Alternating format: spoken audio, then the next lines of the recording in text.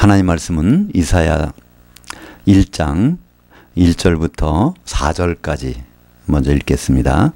유다 왕 우시아와 요담과 아하스와 히스기야 시대에 아모스의 아들 이사야가 유다와 예루살렘에 관하여 본 묵시라. 하늘 들으여 들으라. 땅이여 귀를 기울이라.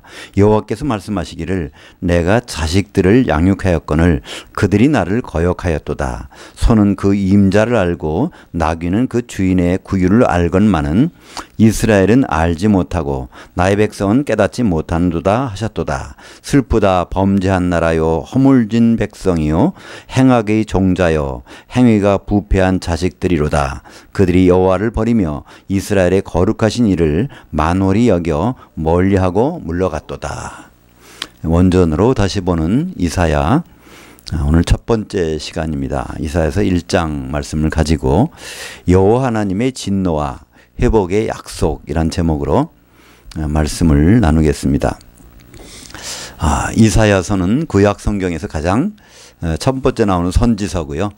또 성경 전체에서 시편 다음으로 가장 긴 66장까지 되어 있습니다. 이사야서는 66장인데 처음에 39장이 첫 번째 부분이고 뒤에 40장부터 66장까지 27권, 이것은 이제 27장은 뒤에 부분이 이렇게 나와 있는데요. 메시지 내용이 확연히 다릅니다. 1장부터 39장까지는요, 이스라엘의 열방에 대한 심판의 예언이고, 40장부터 66장까지는 그것은 메시아를 통한 구원. 그래서 성경 이사야서가 66권인데 이것은 39권과 27권으로 나눠져 있습니다. 어떻게 보면 구약 성경이 39권, 신약 성경이 27권인데 이것과 숫자는 일치가 됩니다. 오늘 1절의 말씀처럼 이사야는 여러 왕 때에 살았던 선지자입니다. 근데 특별히 이제 이 성경을 기록한 것은 주로 히스기야 왕 때 이것을 기록을 하게 됩니다. 원래 이사야라는 단어 자체가 여호와께서 구원하신다 그런 단어입니다. 그래서 이사야를 히브리 말로는 예샤야라고 이걸 우리말로 이사야라는데요. 예샤야라는 것은 그것은 이제 히브리 말로 야샤 하면 이게 구원한다는 뜻입니다. 구원하다. 그 야라는 것은 야훼, 여호와의 준말이죠. 여호와. 그러니까 구원하시는 여호와라는 뜻이 바로 이사야라고 된 것이죠. 우리 같은 의미로 된 단어가 하나 있습니다. 그죠?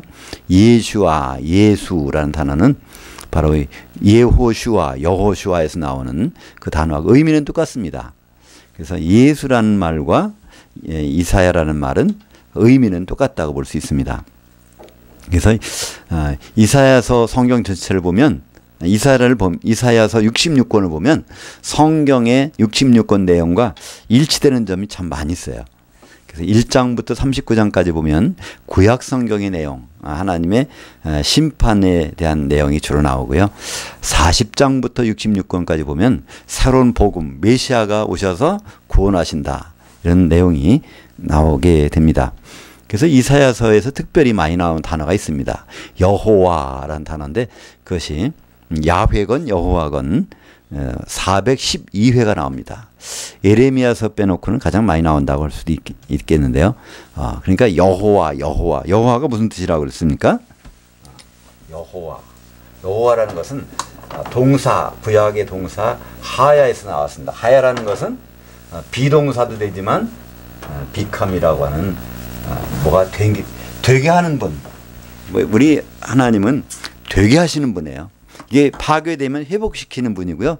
이게 죽은 것도 살리시는 분이고, 그래서 여호와라는 이름은 굉장히 아주 특별한 이름이고 능력의 이름이고 우리가 참 흠모할 만한 이름이 바로 여호와. 물론 이 여호와란 발음이 야훼라고 하기도 하고 또 야훼, 야훼 다르게 발음도 할 수 있습니다만은 어원은 똑같이 하야라는 동사에서 왔기 때문에 하야는 창세기 1장에 보면 저녁이 되고 아침이 되니 첫째 날이니라. 다 하야 하야 하야. 다 되는 것은 전부 다 하야라고 해놨습니다. 땅이 혼돈하고 공허하게 되어버렸다. 이것도 하야로 되어 있고요. 전부가 하야로 나오게 됩니다. 빛이 있으라. 그것도요. 빛으로 되라. 하야를 쓰신 것입니다. 그죠? 눈에 안 보이는 것들이 가시광선으로 되라. 그 말씀이 또 하야. 그래서 우리 하나님은 여호와의 하나님, 하야의 하나님. 그래서 이사야에서도 여호와라는 단어가 특별히 많이 나옵니다. 그리고 또 구원이라는 단어가 많이 나오죠. 구원이란 명사로도 나오고 동사로 나오는데 명사로는 예슈와 이게 구원이란 뜻이고요.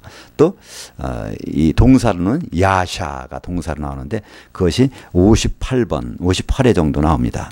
그래서 이 이사야서는 하나님의 구원하시는 하나님이 어떻게 이끌어 가시는가를 설명한 것이 이사야서.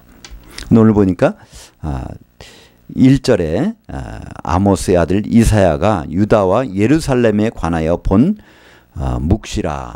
우리말 성경의 번역엔 계시라고 되어 있는데요. 번역이 이 묵시와 계시는 다릅니다. 그죠? 그래서 묵시라고 번역한 것을 히브리 말로는 하존인데 영어로 번역하자면 하나님 뭐라고 그럴까요? 비전이라고 그럴까요? 비전. 어떤 환상과 같은 개념입니다. 환상. 보이긴 보였는데 참 신비한 거다.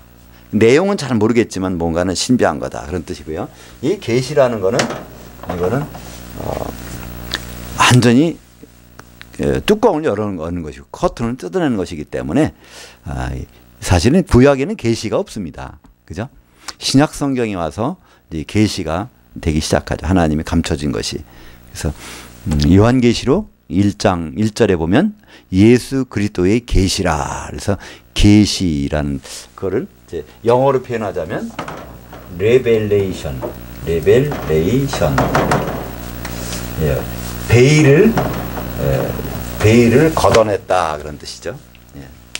커튼을 걷어내고 뚜껑을 뜯어내고 그것이 바로 계시인데 이 구약에서는 계시라고 번역하면은 좀 적절하지는 않은 것 같습니다. 그래서 제가 묵시라고 바꿔놨는데요. 그래서 유다와 예루살렘이 앞으로 어떻게 될 것을 이제 환상을 통해서 보여주신 것을 기록한 것입니다. 결국 이 유다와 예루살렘은 누굴 통해서 이루어질까요?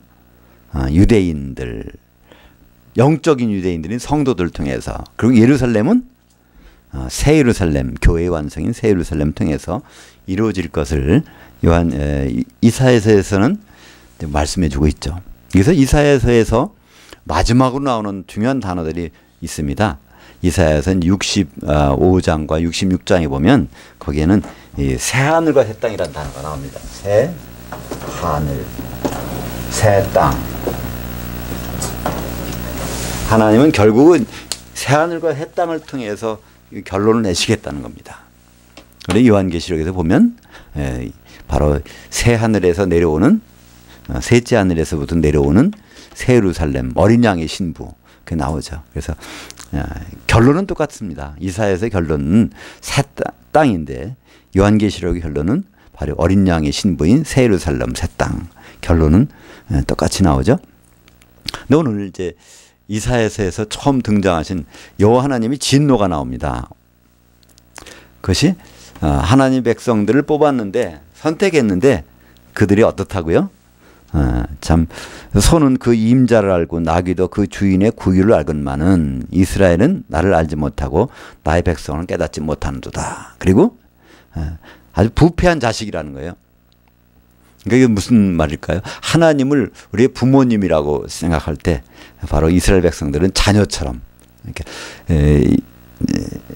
십계명에도 너희 부모를 공경하라는 계명이 있는데 그걸 전혀 어긴 백성이 바로 이스라엘 백성들입니다. 그래서 이 범죄한 나라요, 허물진 백성이요, 행악의 종자요. 이게 종자는 씨라는 뜻입니다. 여기는 씨라고 번역하지 않고 종자로 번역했네요. 행위가 부적절한 자식들이다. 이 자녀, 아들들이다. 원래 아들 하면 히브리 말로 벤이라고 합니다. 벤.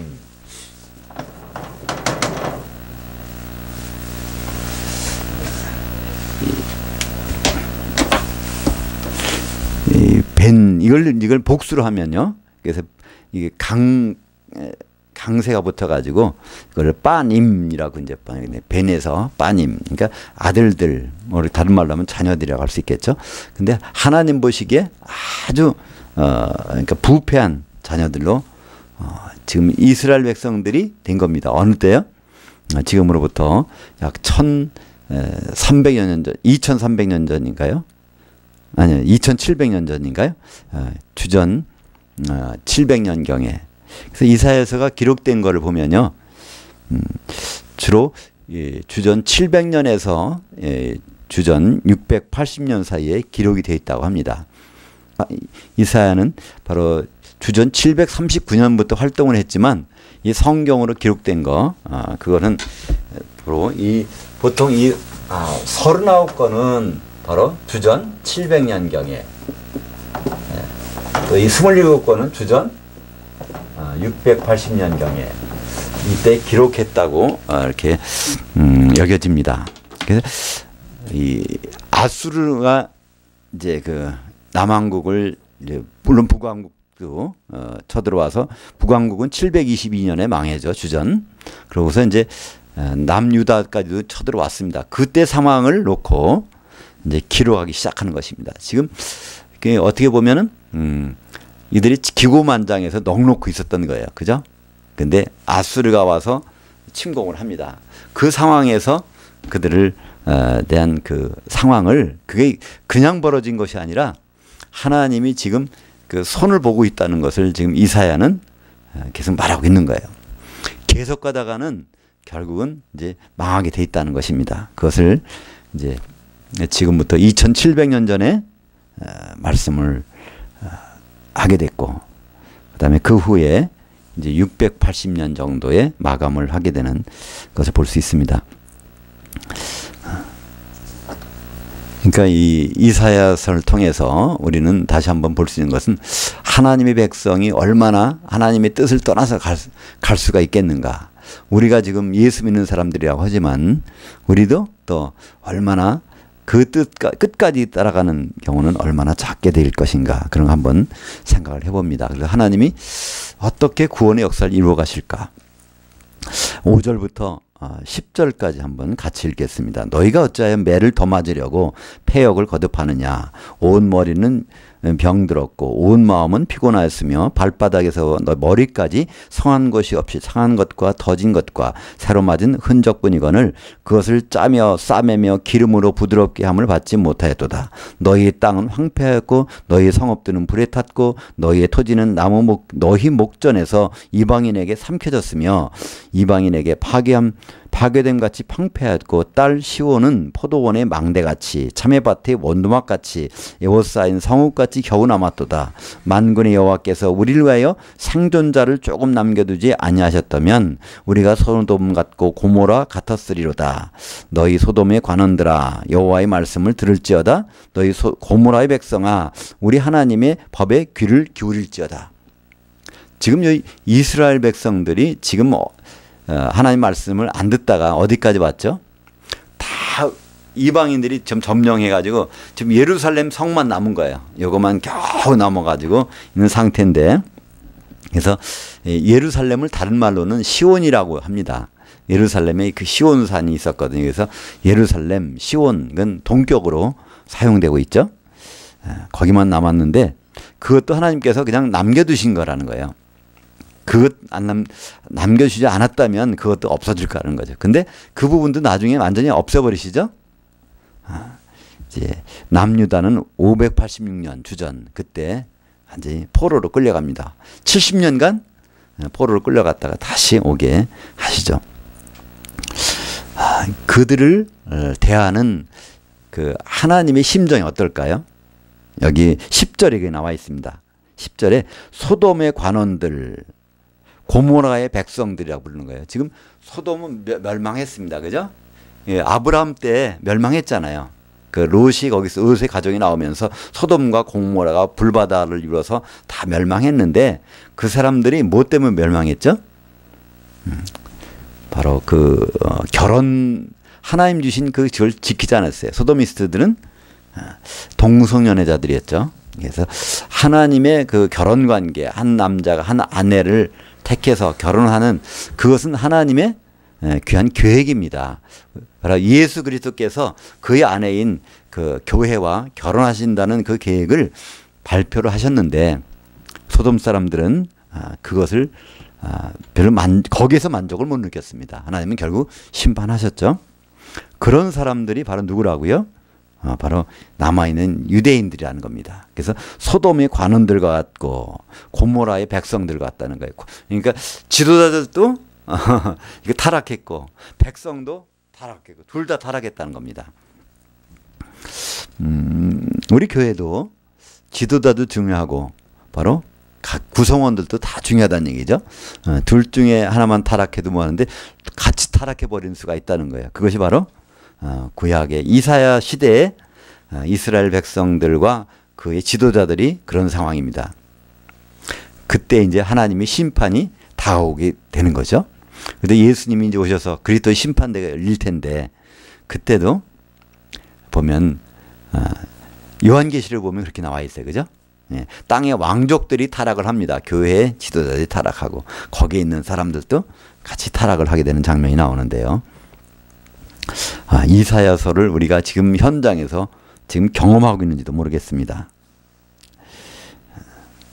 11절부터 17절까지 한번 이걸 눈으로 따라서 읽으시면서 그 상황들을 한번 볼까요? 여호와께서 말씀하시되 너희의 무수한 재물들이 내게 무엇이 유익하뇨? 나는 숫양의 번제와 살찐 짐승의 기름에 배불렀고 나는 수송아지나 어린 양이나 순염소의 피를 기뻐하지 아니하노라. 너희가 내 앞에 보이러 오니 이것을 누가 너희에게 요구하였느냐? 내 마당만 밟을 뿐이니라. 헛된 재물을 다시 가져오지 말라. 분향은 내가 가증히 여기는 바요. 월삭과 안식일과 대회로 모이는 것도 그러하니 성회와 아울러 악을 행하는 것을 내가 견디지 못하겠노라. 내 마음이 너희의 월삭과 정한 절기를 싫어하나니 그것이 내게 무거운 짐이라 내가 지기에 곤비하였느니라. 너희가 손을 펼 때 내가 내 눈을 너희에게 가리고 너희가 많이 기도할지라도 내가 듣지 아니하리니 이는 너희가 양손에 피가 가득함이라. 너희는 스스로 씻으며 스스로 깨끗하게 하여 내 목전에서 너희 악한 행실을 버리며 악행을 그치고 선행을 배우며 공평을 구하며 학대받는 자를 도와주며 고아들을 위하여 신원하며 과부를 위하여 변화라 하셨느니라. 그러니까 원래 레위기를 보면요, 거기 제사를 이렇게 지내야 된다는 것이 쭉 나옵니다. 또 절기에 대해서 23장에 보면 절기를 잘 지키라는 말씀이 나와요.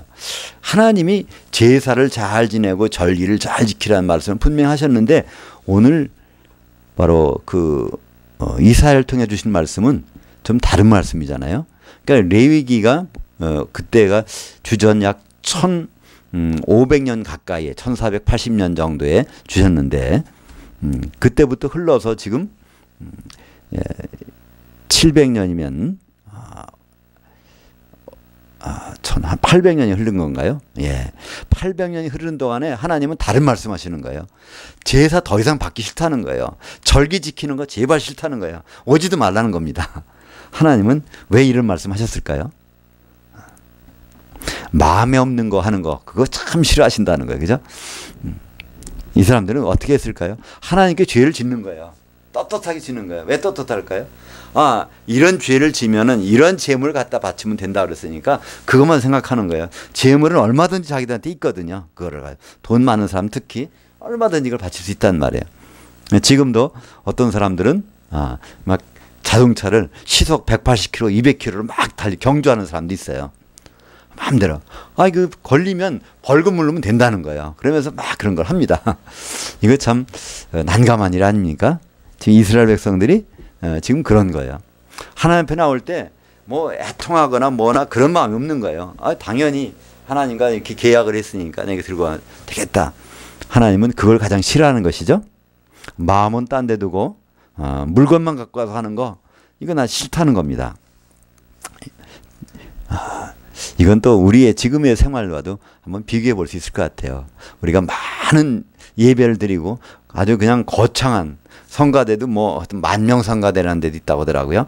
그렇게 그런 성가대를 통해서 쫙 예배를 드린다고 할 때 참 멋있고 웅장하다 할 수 있지만 하나님 보시기에는 좀 다른 관점도 있을 수 있다는 얘기입니다. 왜냐하면 지금 유대인들이 예루살렘에서 이런 제사를 꼬박꼬박 잘 드리고 있는데도 하나님은 더 이상 받기 싫다는 겁니다. 그거를. 대신에 너희들이 양손에 피가 가득하다는 거예요. 서로 간에 서로가 헐뜯고 서로 간에 이제 문제를 삼고 이런 일들이 특별히 누구에게요? 여기 보니까 세 사람이 나오죠. 학대받는 사람도 있는 거예요. 누구일까요? 주로 나그네들 이방인들일 겁니다. 그 다음에 과부가 나와요. 그죠? 또 고아가 나옵니다. 이들에게 그들이 제대로 안 한다는 겁니다. 그래서 오히려 이 세 가지를 해라는 거예요. 그죠? 학대받는 자들 너희들이 학대하지 말고 또 이 과부를 잘 이제 도와주고 그다음에 고아들을 신원해 주면 그러면 어떻게 해 주시겠다고요? 그것이 바로 유명한 18절 18절의 내용입니다. 이사야서에서 많이 우리가 인용되는 구절인데요. 한번 볼까요? 이사야서 1장 18절. 여호와께서 말씀하시되 오라 우리가 서로 변론하자. 너희 죄들이 주홍 같을지라도 눈과 같이 희어질 것이요 진홍같이 붉을지라도 양털같이 희게 되리라. 19절 계속해서 읽겠습니다. 너희가 즐겨 순종하면 땅의 아름다운 소사를 먹을 것이요 너희가 거절하여 배반하면 칼에 삼켜지리라. 여호와의 입의 말씀이니라. 근데 그들은 순종했습니까? 아니거든요. 결국은 칼에 삼켜집니다. 바벨론 사람들이 다 와서 포로로 끌고 가 버리죠. 그래서 하나님은 기회를 주세요. 그렇게 800년 동안 그 제사 문제로 하나님을 괴롭히고 그렇게 했지만 그래도 그들에게 학대받는 자를 좀 학대하지 말고 고아들을 신원해주고 과부를 위해서 변호해준다고 하면 그러면 너희 모든 죄를 다시 내가 깨끗게 해주겠다는 약속을 하지만 그 약속을 받는 사람들이 별로 없을 거라는 얘기입니다. 다시 거듭해서 이제 여호와 하나님의 계획을 말씀하십니다. 지금 현재 상황과 계획을 말씀하십니다. 완전히 더 이상 쓸모가 없게 됐다는 거예요. 근데 결국은 그래서 이스라엘 백성들이 24절 볼까요? 그러므로 주 만군의 여호와 이스라엘의 전능자가 말씀하시되 슬프다. 내가 장차 내 대적에게 보응하여 내 마음을 편하게 하였고 내 원수들의 보복하리라. 여기서 여호와 하나님이 대적이라고 하는 게 누굴까요? 내 대적, 내 원수. 지금 여호와 하나님은 내 대적에게 보응하고 내 원수에게 보복한다는 겁니다. 우리도 보면 그러죠. 누가 집안에 누구 말 안 들면 저게 내 왼수야 그러잖아요. 그죠? 이제 하나님도 지금 유대인들 이스라엘 남은 사람들을 지금 원수 취급하고 대적 취급하는 거예요. 끝까지 그들은 그렇게 안 한다는 겁니다. 거긴 그것을 그대로 놔두지 않는다는 거죠. 25절에 내가 또 내 손을 돌려 네 찌꺼기를 잿물 찢듯이 녹여 청결하게 하며 네 혼잣물을 다 제하여 버리고. 근데 하나님의 여기서 그 사랑이 나옵니다. 웬만하면요 이런 백성들을 그냥 내치면 될 것 같아요. 그죠? 내치고 새로 창조하시거나 새로 하시면 돼요. 근데 그걸 거기 가는 데서 찌꺼기 다 걸러내고 이거 다 해서 그거를 새로 만드시겠다는 겁니다. 그게 바로 지금 우리의 교회의 모습 아닐까요? 우리 한 사람 한 사람들 보세요. 그죠? 우리가 보기엔 대단할지 몰라요. 하나님 보시기에는 참 별 볼 일 없을 거예요. 그죠? 근데 우리 가운데서 그런 찌꺼기를 다 제거하고 혼잣물을 제거해서 우리를 흠이 없이 만들어서 어떻게 해요? 바로 예수 그리스도의 아내로 세우실 그런 생각들이 있지 않습니까? 성경에 보면 골로새서 1장 24절을 보겠습니다. 나는 이제 너희를 위하여 받는 괴로움을 기뻐하고 그리스도의 남은 고난을 그의 몸된 교회를 위하여 내 육체에 채우노라. 지금 나 사도는 누구에게? 성도들에게, 교회에게 이렇게 말하는 겁니다. 그것을 그리스도의 남은 고난을 자기는 한다는 거예요. 그리스도의 남은 고난은 뭘까요? 그리스도께서는 십자가에서 다 이뤘다 해도 고난을 다 짊어지셨습니다. 하나도 안 빼놓고 다 짊어지셨어요. 근데 여기서 보면 그리스도의 남은 고난이 있다고 그러네요. 그래서 우리가 그 고난을 십자가를 대신 져야 될까요? 근데 성경에서는요, 예수님이 지신 십자가를 다시 지라고 하는 말씀이 절대로 없습니다. 우리 찬송가니 있어요. 예, 주님이 지신 십자가 나도 지고 가겠다는 찬송이 많이 나옵니다. 근데 여기서 나온 그리스도의 남은 고난이라는 것은요, 그리스도께서 남겨놓으신 고난이 있다는 겁니다. 그것은 교회를 세우는 일이죠. 마태복음 16장 18절에 예수님이 선언하셨어요. 너는 베드로라, 내가 이 반석 위에 내 교회를 세우리니. 근데 교회를 못 세우시고 안 세우시고 가십니다. 내가 가지 아니하면 그분이 오시지 아니할 것이요, 내가 가면 그를 보내리니. 그래서 성령이 오셔서 교회가 이루어지기 때문에, 그래서 교회가 이루어지는 것, 그것이 그리스도께서 우리에게 남겨주신 고난입니다. 바로 예수 그리스도께서는 우리에게 자기 십자가를 지라고 않고 자기 십자가를 지라고 했어요. 그러니까 자기라는 건 예수님 십자가가 아니라 각자의 십자가. 각자의 십자가는 뭘까요? 누가복음 9장 23절 20에 보면 자아가 자기 십자가를 했어요. 자아를 버리지 아니하면, 자기 십자가를 지지 아니하면 내 생각을, 내 혼을, 그것을 내 혼을 떼어놓고 몸을 이룬다는 건 뭘까요? 생각하는 머리는 따로 있다는 겁니다. 그죠? 생각하는 머리가 따로 있는 몸은 성경에서 하나밖에 없죠. 교회는 그의 몸이니, 바로 예수 그리스도는 교회의 머리시니. 그래서 생각하는 머리는 바로 예수님이시기 때문에 그분의 혼으로 우리가 움직여지면 이것이 바로 그리스도의 남은 고난을 이룬 바로 교회가 되는 것이죠. 그래서 골로새서 1장 24절에 그리스도의 남은 고난, 그의 몸인 교회, 아주 그건 너무나 자세하게 설명을 해놓고 있습니다. 베드로전서 4장 12절에도 13절까지 나와 있죠. 사랑하는 자들아, 너희를 연단하려고 오는 불시험을 이상한 일 당하는 것 같이 이상히 여기지 말고 오히려 너희가 그리스도의 고난에 참여하는 것으로 즐거워하라. 이것도 마찬가지입니다. 그리스도께서 남겨놓으신 고난, 그리스도께서 우리를 위해서 교회를 세우라고 하신 그 고난에 참여하는 것으로 즐거워하라. 그 영광을 나타나실 때 너희로 즐거워하고 기뻐하게 하람이라. 예수님이 다시 오시면 그 앞에 우리가 서게 되잖아요. 신부로. 그때 신부로 서려면 이 그리스도의 고난을 당해야 된다는 겁니다. 찌꺼기가 찌거되고 흠집이 없어지고 그런 일들이 바로 우리에게서 나타나야 된다는 것을 말하고 있죠.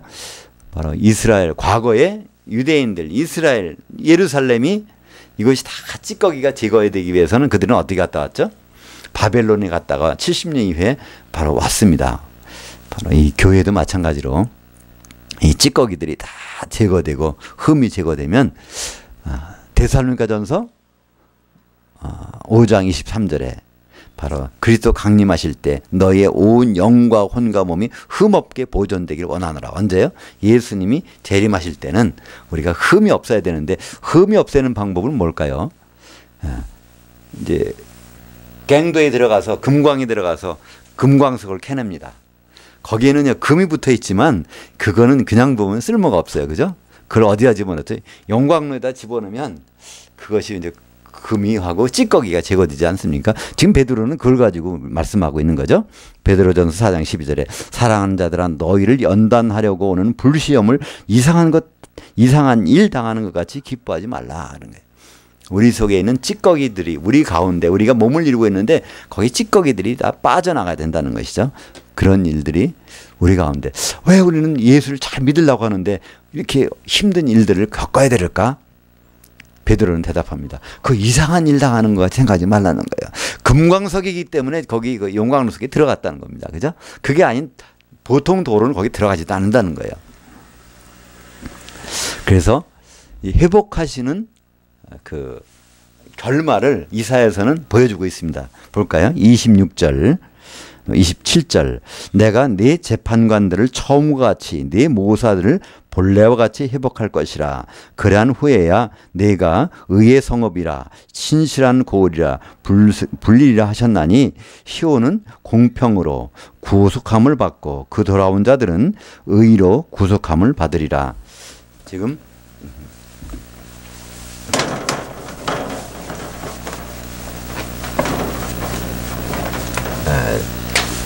이제 여기 유다가 있고요. 남쪽 유다 중에 예루살렘이 있죠. 예루살렘. 북쪽에는 북이스라엘이 있습니다. 이스라엘. 그러니까 이사야가 살 때는 이게 같이 있었습니다. 그죠? 다 같이 있어요. 근데 중간에 이 이사야가 이걸 기록하기 전에 한 나라가 없어져 버려요. 주전 722년에 이스라엘이 다 아수르에게 망해버립니다. 아수르. 그러고 나서 이제 예언서를 기록한 것은 주전 700년 전부터 기록하는데 이 아수르가 지금 예루살렘을 침공을 하고 해서 그런 상황에서 지금 기록하고 있는 거예요. 근데 이사야는 얘기합니다. 결국은 여기에서 망하지 않더라도 나중에는 바벨론에 끌려간다는 거예요. 바벨론에. 그래서 바벨론에 끌려갔다가 다시 오게 되는 그런 과정을 거쳐야 된다는 얘기입니다. 왜 하나님은 유다, 이스라엘 백성들을 꼭 그렇게 해야 될까요? 여기로 바벨론을 끌고 가야 될까요? 문제는 여기에서 가장 문제점은요. 지도자들이 타락한 겁니다. 지도자들. 여기는 뭐라고 나왔죠? 그것이 재판관들, 모사들 26절에 내가 내 재판관들을 처음과 같이 내 모사들을 본래와 같이. 그러니까 이들 때문에 문제인데 이들을 떠나는 방법은 아예 다른 나라로 보내버리는 거예요. 그러면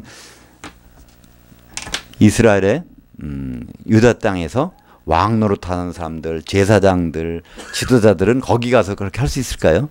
그 신분이 다 없어지잖아요. 그죠? 우리나라도 얼마 전에 무슨 영화, 덕혜옹주라는 영화가 나왔는데, 이조 시대가 이시조선이 망하니까 그 가족들 별 볼일 없잖아요. 결국은. 그때 우리나라가 망한 것도 보면 그때 조선시대 말기에 지도자들이 문제가 있어 망한 거 아닙니까? 그래서 그들이 망했는데 결국은 지금은 그들과 관계가 없는 사람들이 돼버렸잖아요. 바로 여기 예루살렘에 있는 사람들이 다 갈 때 지도자들을 다 없어져 버렸어요. 그죠? 나중에 다시 올 때는 새로운 지도자를 만나기 때문에 타락할 일이 없다는 거예요. 그래서 그런 것이 26절에 내가 네 재판관들을 처음과 같이 네 모사들을 본래와 같이 회복할 것이라. 그것은 어디서 이루어질까요? 이제 천년왕국에서, 그죠? 새 예루살렘에서 이루어질 것입니다. 그래서 27절에 시온이 예루살렘에 있는 곳을 시온이라고 부르죠. 시온을 공평으로 구속함을 받은 돌아온 자들은 의로 구속함을 받으리라. 이 공평과 의라는 것이 우리말 번역 가운데 왔다 갔다 혼돈하게 돼요. 영어 성경은 이걸 혼돈하는데요. 이 공평에 해당되는 것은 이거는 저울과 같은 겁니다. 이게 어떤 재판할 때는요, 한쪽에다 편중되면 안 되잖아요. 이걸 다른 말로 공평. 이걸 영어로는 뭐라고 하죠? 공평. 공평과 의가 있는데요. 공평이라는 것은 영어로는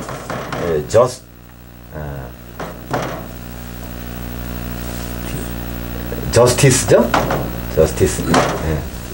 정의에 가깝긴 한데 여기엔 justice라고 표현했네요. 네, 그래요? 정의에 가깝긴 한데. 네.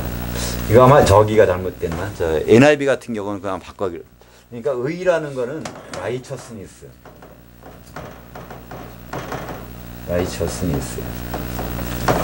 그리고 보통 의와 공평, 또 공평을 공의라고도 하죠. 공의와 의는 전혀 다른 말입니다. 공평과 의는 다른 말이에요.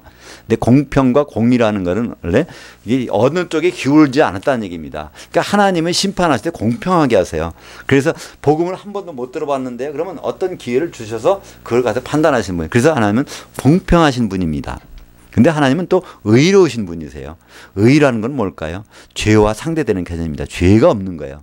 의라는 것은 바로 하나님과 곧바르니까 방향이 틀리면 안 되는 거죠. 그죠? 예. 그러니까 의라고 하는 것은 바로 하나님께 향해서 있는 것. 공평이라는 것은 이건 이제 치우치지 않는 것. 두 가지. 이것이 바로 앞으로 올 새 예루살렘에서 이루어진다는 것입니다. 우리에게는 하나님은 두 가지 있어요. 하나님 우리를 처벌하실 수밖에 없는 이유가 있어요. 공평하시기 때문에. 죄 있는 사람은 그냥 두실 수가 없어요. 그죠? 근데 그분은 의로우신 분이세요. 그래서 우리 죄를 바로 예수님의 의로 우리를 씻어주셨죠. 그런 세계가, 그런 세상이 오게 된다는 것을 이사야서는 2700년 전에 우리에게 말씀하고 있습니다. 이사야서 62장 1절에 보면 나는 시온의 의가 빛같이 예루살렘의 구원이 횃불같이 나타나도록 시온을 위하여 잠잠하지 아니하며 예루살렘을 위하여 쉬지 아니할 것인즉 이사야서 62장 7절에는 또 여호와께서 예루살렘을 세워 그 땅에서 찬송받게 하시기까지 그로 쉬지 못하시게 하라. 그러니까 하나님은 목적이 있어요. 어떤 목적인가요? 바로 예루살렘을 다시 세우시는 거예요. 그래서 거기서 찬송을 받으시는 것이 하나님의 목적이라는 거예요. 그걸 이사야서에서부터 우리에게 주셨다는 건 놀랍지 않습니까? 그래서 그 예루살렘이 무엇인가를 설명을 합니다. 이사야서 66장 맨 마지막 장 마지막에 보면 내가 지을 새 하늘과 새 땅이 내 앞에 항상 있는 것 같이 하여 너희 자손과 너희 이름이 항상 있으리라 여호와의 말이니라. 새 하늘과 새 땅이 나온다는 겁니다. 지금 있는 것은요, 우리가 보는 것은요, 하늘들과 그 땅입니다. 이거 다 없어진다는 거예요. 새 하늘은 이거 없어지면 원래부터 있던 하늘이 나타납니다. 그죠? 새 땅이라는 건 뭘까요? 새 땅. 그것이 요한계시록 21장 1절과 2절에 나오죠. 내가 새 하늘과 새 땅을 보니 처음 하늘과 처음 땅이 없어졌고 바다도 다시 있지 않더라. 그래서 이걸 설명해 줍니다.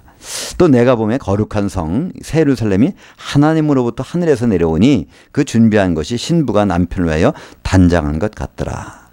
그래서 새 땅이란 말은 그 다음부터는 안 나옵니다. 그 땅에 대한 설명은 다 새 예루살렘으로 설명을 하고 있죠. 그래서 이 새 예루살렘이 하나님이 약속하신 새 땅이라는 것. 요한계시록에 있는 것이 이사야에서 마지막에 나오는 새 하늘과 새 땅이라는 것을 우리에게 말씀해 주고 있습니다. 그래서 성경은 결론이 똑같습니다. 그죠?